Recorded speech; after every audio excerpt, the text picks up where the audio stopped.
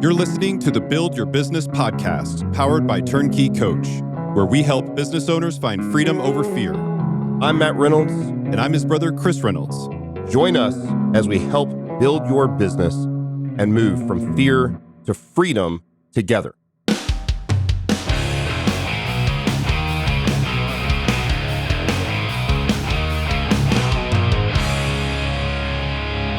You're listening to the Build Your Business podcast. I am your co-host, Matt Reynolds, here with my brother, Chris Reynolds. We have 40 years of business experience between the two of us. We are helping you walk from fear to freedom, getting rid of that anxiety for starting a business, running a business, all those challenges we've come up with over the last 4 decades of business ownership, really 2 decades of business ownership between the two of us. And want to dive in today. We've talked a lot about bootstrapping, getting lean, profit first, zero-based budgeting, founder risk over the last several weeks. And now I recognize that there are a lot of people that are listening to this who haven't actually officially started a business. Yeah. It's going to be a very practical episode. I don't think it'll take a long time, but I want to start with this. In order to be successful in business, we must be people of action. When we pursue knowledge and we learn a thing, there is often a bridge between turning that knowledge into wisdom. You should have that bridge. And that wisdom should turn into actionable items. And one of the great downfalls, I think, of modern day entrepreneurs or wannabe entrepreneurs is that they spend all their time reading the books and watching the YouTube videos and watching Hormozy and all that sort of stuff.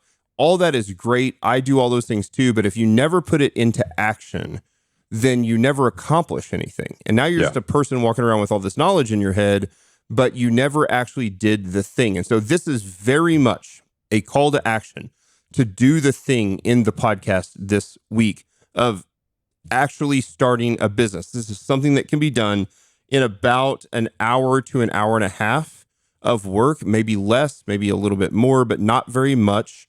And again, when you don't know what to do, it's a very scary process. Once you've done it once, then it's not scary. Now, there are companies out there that will walk you through this and do it for you. I think that is valuable. You've used Stripe Atlas for this thing. I think that this is such a simple process that it's something you should do on your own, because it also puts the responsibility and the onus in your hands and also lets you know that it's not that hard. Almost all business owners will eventually open additional businesses, or they'll have other businesses that run under like holding company businesses, and all those will require starting new businesses. I want people to understand how easy it is to actually do this. So first off, welcome to the show. You've started lots of businesses, as have I. I've helped a lot of other people. I've sat down and done this. I've done this many times. I did this a few months ago with a good buddy, Nate, who is one of our video post-production guys, a contractor for us. And he's a huge YNAB fan. He budgets his money well. He's got, more excess cash than he's ever had. But he never officially started a business. And I'm like, look, there's all these advantages to starting a business because of things like being able to take tax write-offs for business expenses and things like that. And so being able to get all the business stuff in one account and in one kind of articles of organization or LLC so that you can separate your business and personal is a tremendous tax advantage for everyone. Not only that, it gives you a lot of protection as an LLC so that if the LLC owns the business, owns the property, owns the thing, and something happens and someone sues, they have to sue the owner of the business, which is the LLC, not you, which means they can't take your house and they can't take your car. They can't garnish your wages or take money out of your bank account. And so it's very important to actually start a business. And Happy New Year, everyone. Early January is the best time to do this. You don't want to do this in the last couple weeks of December because then there's going to be paperwork you have to file for taxes. And you would show like no income. That's easy paperwork to do. But in January, it's great because you have an entire year to kind of build the business and then file the taxes and the paperwork and the stuff that you have to do. It will cover probably end of year stuff next year. At the end of year, we may talk about taxes in April. Most business owners don't file till October. Just FYI, you file an extension. We'll talk through all of that. But there are essentially 3 primary steps to officially start a bit, to legally officially start a business. The first step is to file an articles of organization typically an LLC in your state. And it's going to be different for every state. The cost is going to be different per state, but it's not very expensive. I'm going to dive into details of each one of these. Number 2 is to get an employer identification number, or what we call an EIN number. The simplest way to think about this is an EIN number is like a social security number for a business. So you don't have to use your personal social security number. You get to use the EIN number, which is, again, just like a social security number, but it's for the business itself. And the third big step is to open a business bank account. We've already talked about the value of that in bootstrapping and some of the previous episodes of why it's important to have a business bank account, that all the business money goes in, that all the business expenses come out of, that you pay yourself out of the business expense, out of the profit category, expense category, or the owner category. All of those things need to be done. And so that's the 3 steps. Articles of organization, and now you're a business in your state. Employer identification number, which is a federal thing through the IRS to give you an actual number. So then the IRS sees you as a real business. And then you just want to open a business bank account and you're off and running. And so I'm going to dive right in. So I realize, again, welcome to the show. Glad Thanks. you're here. I'll give little feedback as we go, I'll say. Yeah, please do. So most of you will be a sole proprietor. You might file as a partnership if you've got a partner.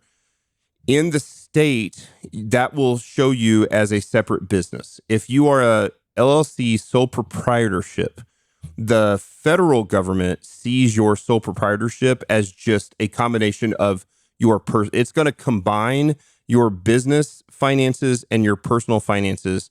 You just file a tax return you'll file your single personal tax return. You'll have, I think it's called a K-1, is that right, for your business? And that's fine for the federal government and for taxes. And again, we'll do a future episode, maybe even have Kevin, our accountant, on to talk about the value of an accountant, especially at tax time. But for your personal day-to-day bookkeeping usage, it's very important to separate personal and business. And so the first thing we do is we want to become an official business in our state. So you want to do this online, not on paper. It can be done on paper. It just takes way longer. The government moves slow, right? The easiest way to do this is to just do a Google search for, quote, articles of organization and your state. So articles of organization and Missouri, articles of organization in Massachusetts, California, whatever. Make sure that the website it sends you to is the Secretary of State official government website, which means it will end, for example, in Missouri, with .sos.mo.gov. It needs to be a .gov site. There are lots of sites out there. They're trying to take your money and they're like, we'll do this for you. And again, I'm not saying that that's always wrong. I would just rather everyone that's a business owner have a better understanding, kind of a Newtonian understanding of exactly what they need to do, rather than fill out a single piece of paper and like, I'm not really sure what I did there. What's nice about this is when you do the articles of organization, right then in real time, you will receive a certificate, a PDF document that's usually emailed back to you that you can download, and you should, and print and probably frame, or at least put in a 3-ring binder in a page protector. It's like, I now own a business. That's page 1 of the business, right? Yeah, that's right. So you search for that. If needed, you often have to register as an agent with your state. This is free, registering as an agent. So it's someone it says like, I can speak on behalf of the business. I'm the owner of the business, which is never a problem. You put in your basic personal information, your name, address, phone number, etc., and you are an agent with the state. And then once you're an agent with the state, not every state has to do that, but filing as an agent with the state takes about 60 seconds. And then you do a quick business name search for conflicting names in your state. So we're Barbell Logic. I would search for Barbell Logic under the state of Missouri. I also often go to the U.S. Trademark Office and search for Barbell Logic or whatever the business is going to be. Now, if there's a business that has the same name or a very similar name, but is in a totally different industry, then you're still okay to use that name typically. You do want to pick a name in general, and we've got a podcast coming up on like what's in a name and picking a good name, things like that. One thing you want to do is make sure you pick a name that's solid. I would highly recommend against using your personal name, like Eric's Power Washing. I would not use, because it feels like it's a one-man show, and it may be a one-man show, but my lawn mowing team is called Oasis Lawn Care or something like that. I don't know if 2 guys work there or 30 guys work there because it doesn't say Phil and Pete's lawn mowing, right? Well, Phil and Pete's lawn mowing, that's a 2-man show and it feels like a little janky, right? Yeah. So you want to come up with a name that's not associated specifically with your name. And in the future, should you want to build value in your business and sell the business, if your name is attached to the business, that's a problem, right? Yeah. So come up with a name. You can always change your name via doing business, a DBA, to something else. So don't overstress this, but you'll basically go in, you'll fill out the name of the business. You want to do the quick business search in the state for conflicting names and the trademark office for conflicting names. And then you're just going to file on the Secretary of State website. It's either going to be called Register a Business or Articles of Organization for a Limited Liability Company. There's very basic information you need to fill out. You won't have an EIN number yet. It's basically just your name, the name of the business. There's usually a little spot for the purpose of the business. We're an online strength coaching company or a computer development company, engineering team, whatever. And then you'll pay the fee.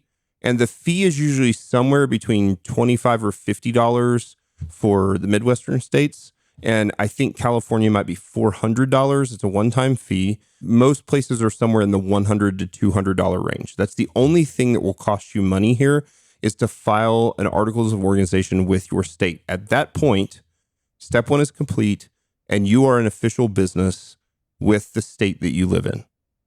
Which is going to feel amazing. Like the second that you do this, you're going to be like, whoa, that's all I had to do. I'm a business owner. Right. It's amazing. A couple little things I'll insert here just because a few of you are going to fall into a little bit of a trap, which is what should I call my business? And also, do I need to think about a domain name and all that kind of stuff? There's a couple of tricks here. First of all, don't get lost in the domain name problem. All right, it's hard to find a good.com these days. It doesn't cost a ton of money. So don't worry about that at all. Change it later. You can buy another one once your business has enough money to do it. You can also do, like we did, turnkey.coach. Yep. If you're a church, we're quorumdeosgf.church. So it doesn't have to be a .com at this point. It could be a .whatever. Yep. Do the best you can. Yeah. If you do have a little bit of starting capital and you're not just starting from scratch, there are some websites that are selling brands, like whole brands that include the .com, that include the initial logo and all that stuff as well. One that's, I think, probably one of the most well-known is called Brandpa, BRANDPA. Nice. Brandpa. That's a great name. That's a great name. Brandpa. And if you go to brandpa.com, you can actually go look at these different names that are out there. So feel free to peruse that. And it's sometimes not a bad idea just to get name ideas by looking at some of these things as well. So the other one that is free or dirt cheap, if you've got an AI chat GPT, we did this for the Build Your Business podcast, is we had some optional names that we had come up with. We had a basic write-up of what the podcast was going to be about. And we said, give us 10 options for the name of that podcast. Now, I didn't use any of the 10, but what I did was I combined, like number 3 and number 7. I like the Build Your Business here and the Moving from Fear to Freedom here as the subtitle, and put it together. And then I put that in and said, I'm leaning towards this. Give me 5 more options that communicate the same thing. And you'll often, this is another great thing about AI, is that you can come up with a great name. Now, even if you want to use, like my first business that I filed online was Reynolds Strong, LLC in Missouri. That's still an active business that we don't do hardly anything with. And so my name is attached. But quickly, I changed the DBA. So the doing business as, you can add, it's a really quick file. I think it's $7 to add a DBA. You can do it all online, and then they'll approve it usually within a couple days. And then you'll get a certificate in the mail, at least what you do in Missouri. A few days later, it's pretty fast, and you've got your official DBA, and it'll show on the Secretary of State website. So number 1, Secretary of State website for your business. Search for Articles of Organization or Register a Business. Register your business. Fill out. It's a very short amount of paperwork. It literally takes probably 2 minutes maybe to fill it out. Pay whatever fee you need to pay, and you're good to go. Right. So that's number 1. And then remember, paying that fee is actually a business expense. You don't have a business bank account yet. That's okay, because you're going to get that next. You can then take money from the business bank account, pay yourself back, and put a memo line to say like, hey, this is the filing of the articles of organization. So that's step one. Step two, this is very easy. Get an employer identification number. You're going to need an EIN number for things like point of sale. If you use Stripe, of course, turnkey coaches utilize our Stripe Connect account because we have a 10-year great relationship with Stripe. We've run tens of millions of dollars through there. A lot of the guardrails they put on a brand new business to try to get point of sale and be able to process credit cards, make sure that you're not trying to steal, identities or run up credit card bills that you shouldn't have access to. When you use our Stripe Connect account, you can set this up, but any point of sale company that you use, like a Stripe or a Square or even like an Etsy or things like that, they're going to ask for an EIN number, or they're going to ask for your social security number. It usually says EIN or social security. And I would very much advise having an EIN number to not have to use your personal social security number. Again, we want to separate personal and business as much as possible. To do this is extremely easy. All you do is Google the government website for apply for EIN. And again, make sure it's either I think it's a .irs or an irs.gov website. Make sure it's not a private website, but it's on the IRS website. It's IRS, I think it's irs.gov on that website. And you'll just click apply online now for EIN. You can search EIN, answer the questions. It's easy. It's 100% free to get an EIN, and it's instant. And it's super fast. Now, here's the thing. They're going to ask some questions that you're not going to fully know the answer to, some questions about the details of the business. Nobody cares. Just do the best you can to be honest about what the business is going to be or what you think it's going to be. Again, we've talked about you're going to pivot at some point, some in the business. It doesn't matter. Just fill it out the best you can. They'll have like, what type of business are you in? Agriculture or service or IT, technology, fitness, health and fitness, things like that. Try to pick the category that best matches what you do, and then give a little detail about what you plan to do and hit enter. You're complete. It will immediately, I don't even think it emails you. I think it immediately gives you your document with your EIN number, which is a PDF. Print it, put it on page 2 of the 3-ring binder, and or make sure it's in the Google Doc so it's in a safe place. So now you have an articles of organization with the state, and you have an EIN number federally so that you can collect credit card payments and things like that. So that's step 2. That process also probably takes 2 minutes. Also, quick tip, as you're filling out any of these websites where there are going to be questions that you may not know the answer to, if you will use ChatGPT and tell it what you're doing, describe the business the way that you're thinking about it right now, and say, I'm about to fill out this field. It's asking me this. You can even get a little screenshot of the area on the screen. This is the question. Yep. It will format it for you and tell you what to do. Yeah, so it's another great idea. It is a great little tool to help you get through some of these website questions that you're not going to know how to answer. I've done this 100 times, but I've never done it since AI was in. I would imagine AI is a great help here. So, yeah. And then the third step, which takes just a little bit more time, but still is fairly simple, is then you want to open a business bank account. On a side note, I am a big fan quickly of local banks that are solvent, that are in a good spot, and you want to ask them questions about that, as opposed to using one of the big 7. As the business gets bigger, you're probably going to want to also have an account, like you said, at Chase or at Bank of America or whatever. In the beginning, I like going to a local bank. And as a matter of fact, we go to Guarantee Bank, which used to be Springfield First Community Bank. That's where you used to go back when you lived here. I love walking into a bank and everyone knowing who I am, asking like, hey, Matt, how's the business going? They're just more warm. You're not a number. If I need to get a loan, a line of credit, much better chance when you have personal relationships with the bankers, as opposed to the giant banks, which are only going to look at data, stats, numbers. Like you are, for all intents and purposes, you're like a prisoner with the numbers across your chest. And it's just like, this is client 19783, and you don't mean anything to them. And so I like to bank with local banks, especially in the beginning when there's not a lot of money in the account. You don't have to worry too much about, I don't think there's going to be too many more banks, if any, go under. So that's a great place to start. For a business bank account, you're going to walk in. Yeah, I would call ahead of time and say, hey, I want to open a business checking account, probably just a business checking account in the beginning. What you're going to need is your articles of organization sheet, your EIN sheet, personal identification, driver's license, passport, whatever. And occasionally they'll ask for an operating agreement. And that's usually only if you have partners.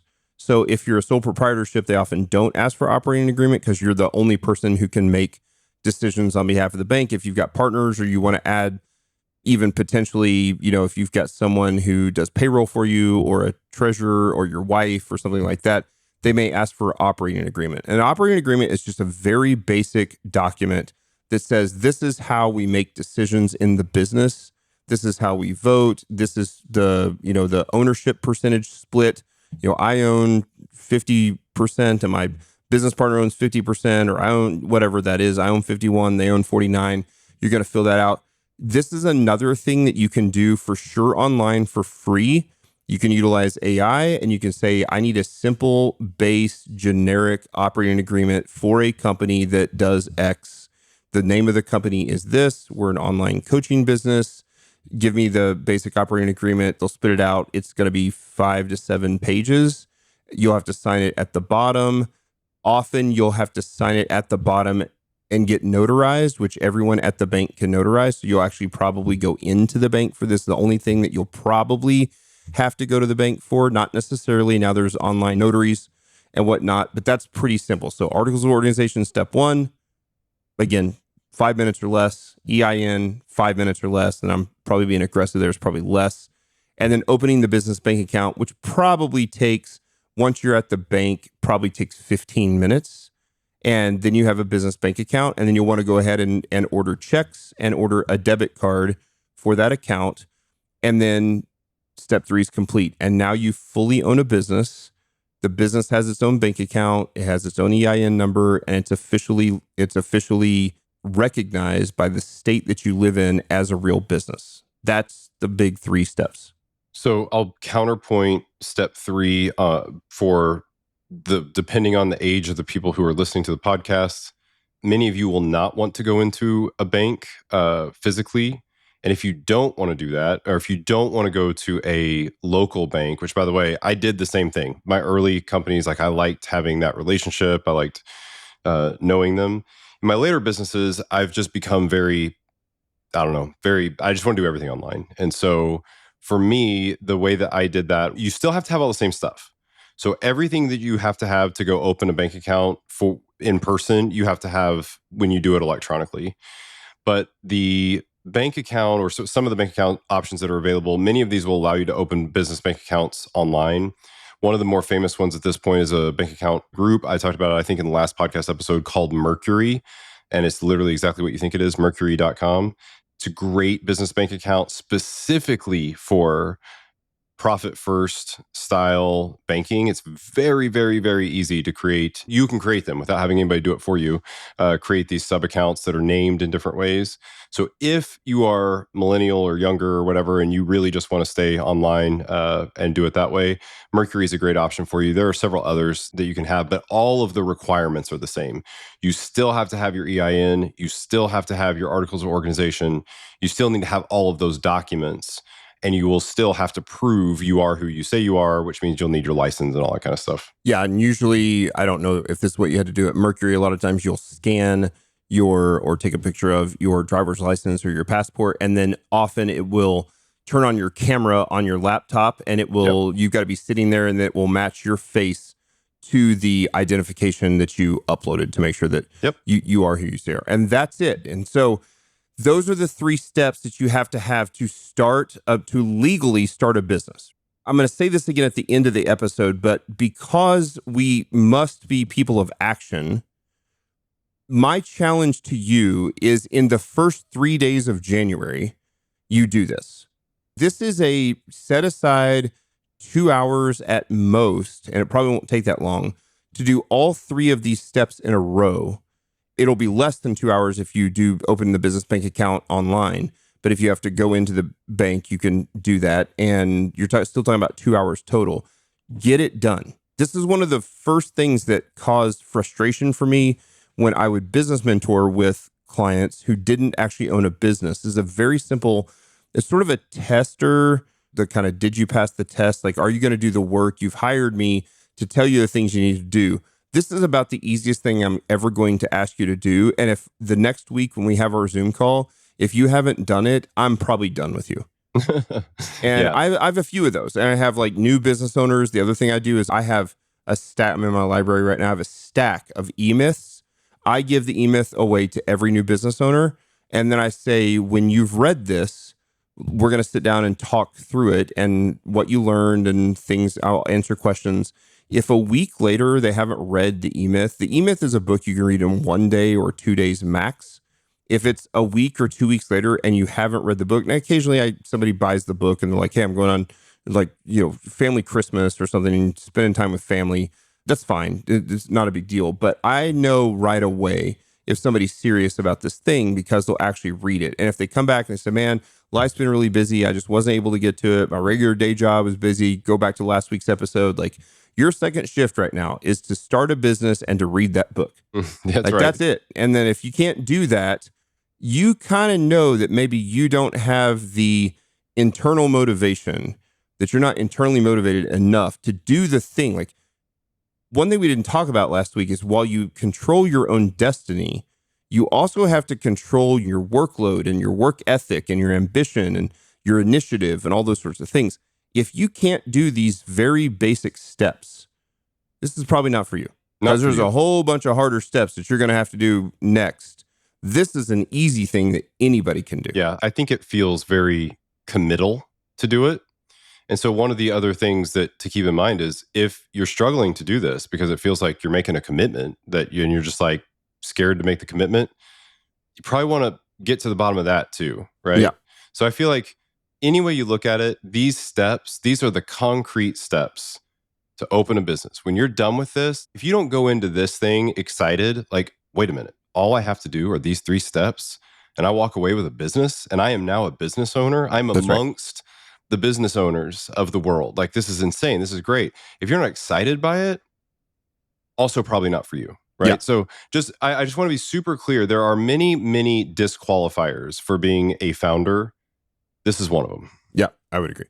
So once those first 3 steps are done, I want to dive in a little bit more about what next. Okay, so that's done in an hour or 2 or less. Now what do I do? Well, now you begin using the business bank account, the debit card and the checks and whatnot, for all business revenue and expenses. So 100% of business revenue, credit card processing, cash, checks, everything get deposited into the business bank account. And if you've followed what we talked about a couple weeks ago with Profit First, you can immediately start to allocate that money that you deposit into the master account, into Profit First, into paying yourself second, and then to taxes, and then what's left over for expenses. And you know how much you have to spend, and you budget off of the expenses, and you give every dollar a job, and you make sure that you're covering your expenses, like whatever that is, depending on, in the early days, you may have very little expense, maybe just, if you run an online business, like internet fees are definitely tax deductible. If you primarily use your phone for business, which I do, the phone contract, the phone cost is a business deduction. If you primarily use a specific car for business travel, you can take mileage there as well. Or you can put the gas on and oil changes and whatnot on the business card if you have a business vehicle. All of that stuff should be done from the business account because those are just tax deductible write-offs, right? So everything, point of sale, Stripe, ACH, PayPal, Venmo, Cash App. I would even suggest cash. I think at some point it's kind of nice to have some cash just available, like actual cash in your home. In the beginning, while you're trying to show and build as much revenue as you can, if people pay you in cash, I'd deposit the cash in the thing. You're going to have to pay taxes on it, but I still think it's morally the right thing to do. We can argue about that later. It's not that big of a deal. I think it's a good step. Then all coaching and business related expenses should be spent from that same business bank account. Again, tax free. They come right off the income, so you don't pay taxes on that income.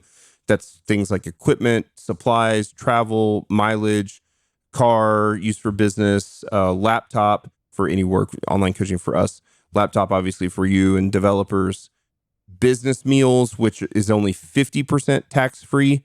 You can't, they've removed the entertainment piece. So you can't take clients or business partners or whatever to just a fun place. You can't take them to an amusement park. No strip clubs. You shouldn't be going there anyway.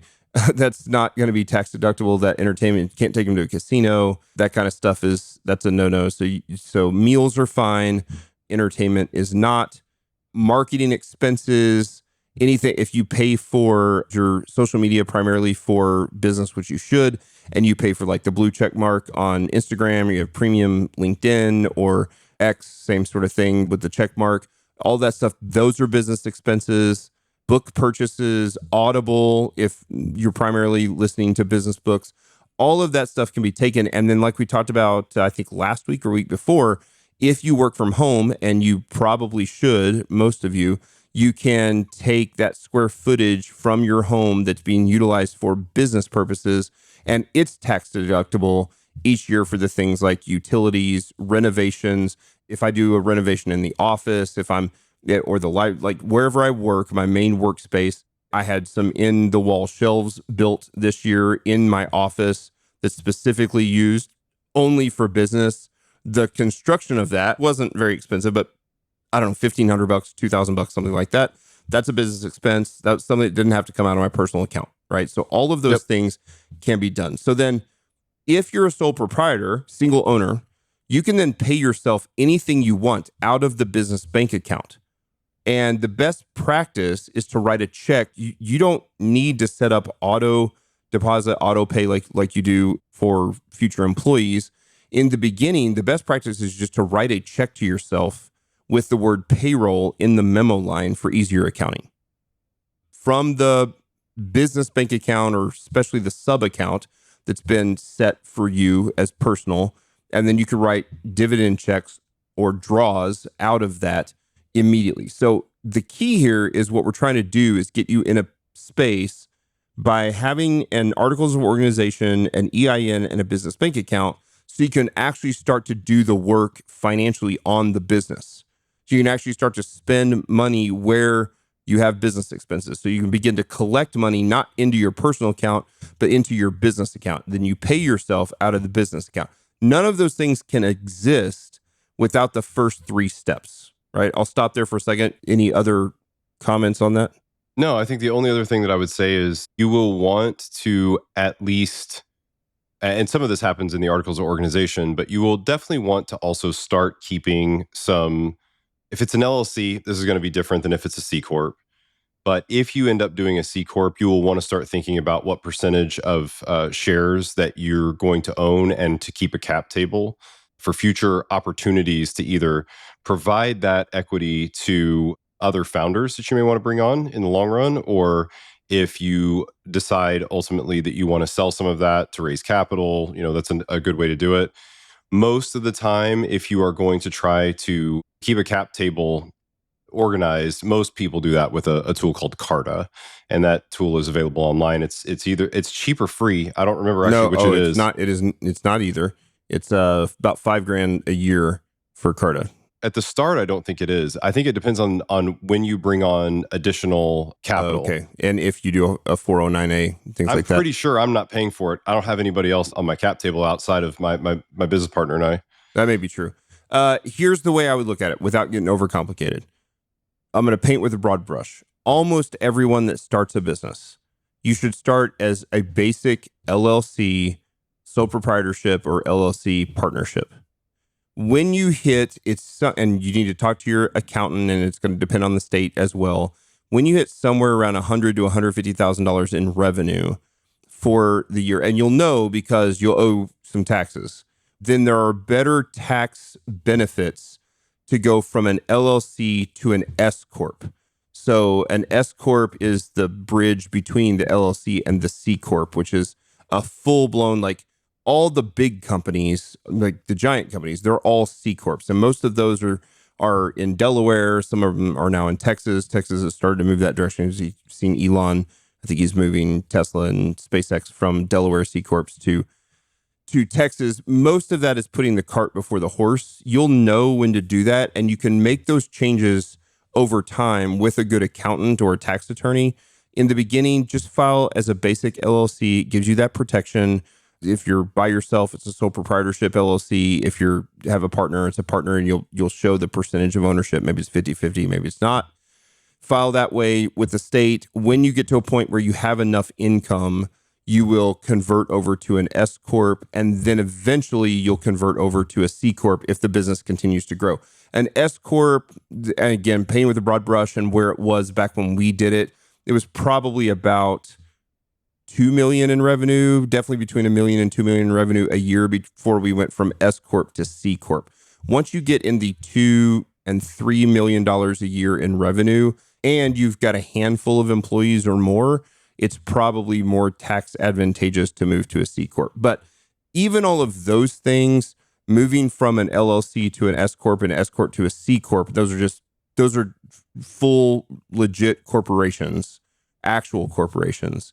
That's above my head and probably yours. Like, I've never actually done that myself. That's what accountants and tax attorneys do. And it doesn't cost very much to do that. Occasionally there's some complications, but it's rare. If you've raised money as an LLC and then you transition over to an S corp, or you raise money as an S corp or you have some debt and you switch to a C corp, that's essentially a new business. You'll get a new EIN number, and you have to convert that debt or those shares or whatever over to the C corp. It creates a little more complication, which is another reason why I would say to do everything you can to either not have any debt at all, or either having never taken out debt or have all your debt paid off before you move to a C corp, and don't raise money until you're a C corp. Because once you get there, then you can do those things. You don't have the complications of trying to take people's shares from, Reynolds Strong LLC to Barbell Logic C corp. So again, definitely. A little bit cart before the horse. The big deal here is the goal is to get through these first 3 steps in the next 3 days. Be a person of action. Take an hour or 2 hours, get it knocked out, because we have to be willing to do the work, and then begin to, again, get the debit card, get the checking account, get the checks, and start to pay your expenses from the checks. Do exactly like Chris said, and create the sub accounts, and you're off and running. And then we can start to talk about, now, once you're there, what are the next steps for business ownership? Because now you're official business owner. And by the way, if you do this in the next 3 days, congrats. It's a huge deal. It really is a huge deal. I still have my original filings of LLCs, and I don't know if you do for your first business, but I have that for Strong Gym, and I have it for Reynolds Strong, and I have it for Barbell Logic. I have all those things because they're cool things to have in like the history and kind of the annals of the history of the company. And you can go back and say, I was working on this for a while as kind of a side project and pocketing that money or using it as Christmas spending money or whatever. But on this date, I became a real business. And that's really cool. And that's a great way to start 2025, because now we can really start to move into, now, how do we make 2025 the best year of your life in business? We've got a great plan in place for Barbell Logic. I'm sure you do too, for certain. And we want to walk alongside you with those things as really 3 separate types of businesses, from kind of a small startup business to your business, which is still a relatively startup business because it's young, to a business like mine, which is smaller than the business you sold, but is now a business with a full board of directors and investors and a cap table, and which is just a table that shows ownership across investors and stock options for employees and all that kind of stuff. It definitely gets more complicated. Right now, it's really simple. So don't be overwhelmed and scared about these 3 steps. You can knock those out in a hurry. You can always reach out to us and ask questions. We're happy to help. And so be people of action. Let's get it done. Spot on. Awesome. It's another episode of the Build Your Business podcast. Happy New Year to everybody. I hope you have a great New Year. It's also a great time to set goals. Maybe next week we talk a little bit about goals, actions, metrics, some of that like intro into game plan, which we've talked about in previous legacy episodes. But I think it's a great time to talk about not just monthly game plans or short-term game plans, but maybe the year game. Like, how do you set up? You can talk through I'll talk through Barbell Logic. How do we set up the yearly goals, the major actions we want to accomplish, the metrics that we use to track those, both in real time, which are called KPIs. I need to come up with a better key performance indicators, which is kind of real-time stats, and targets to improve, which is the goal stats. So here's where we are today. What's the delta between where we are today and where we're trying to go? And talk about how to set up a great plan of action, a game plan of goals, actions, metrics, and execution for 2025 so that we make 2025 the best year in your business life. Awesome. Let's do it. Thanks for listening to the podcast. Again, if you're interested in Undoing Urgency, you can go to Amazon, search Undoing Urgency. It'll pop up again, hardback and Kindle available. I got the Kindle the other day. I bought the Kindle, just paid for it just so I could see the illustrations came out great. A lot of times in the Kindle, the illustrations aren't there. I hired a great illustrator. He's the guy that does all the illustrations for Art of Manliness, Ted, who's a super interesting guy. And I think he lives in Amsterdam. And but he did a great job with the illustrations, and they came across great both in the Kindle and of course in the hardback book. If you buy the book, would love a review there. It's a huge help on the book sales for the algorithm and to keep us as a bestseller. And as always, tell a friend about the Build Your Business podcast. Again, I know this is pretty heavy in business, but I think it's very applicable to life in general for anyone who's pursuing greatness in their job, management, upper management, executives, etc. Undoing Urgency is going to have a little broader appeal. The book, certainly great for executives, founders, business owners, but I've had tons of feedback from homemakers, from stay-at-home moms, from people who work blue-collar jobs, because everybody's drowning in urgency. So regardless of what your demographic is, that's a great book. Make a great Christmas gift, and then do a Christmas gift or a New Year's gift to yourself by doing these first 3 steps and officially starting a business. So thanks for listening, and we'll see you guys next week.